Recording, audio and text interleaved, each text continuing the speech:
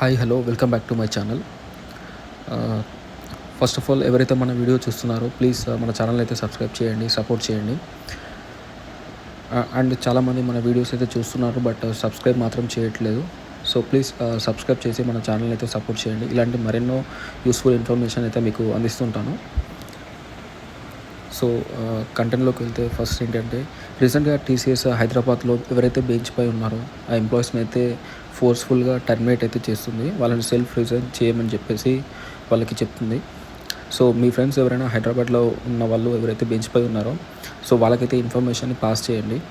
రీసెంట్గా ఇక్కడ చూస్తే మీరు హైదరాబాద్ ఆదిబట్లలో 2K ఎంప్లాయీస్ని అయితే వాళ్ళు టర్మినేట్ చేశారు.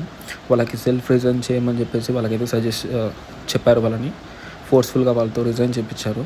ఎవరైతే బెంచ్ పై ఉన్నారో రీసెంట్గా 1 మంత్ లోపు ఉన్న ఎంప్లాయీస్ని కూడా రిజైన్ చేయమని చెప్పేసి చెప్తున్నారు. ఎవరైతే బెంచ్ పై 1 మంత్ లోపు ఉన్నారో సో ఎవరైతే మీ ఫ్రెండ్స్ బెంచ్ పైకి ఉన్నారో వాళ్ళు యాజ్ సూన్ యాజ్ ప్రాజెక్ట్ చూసుకొని అందులోకి వెళ్ళేలా చూసుకోండి.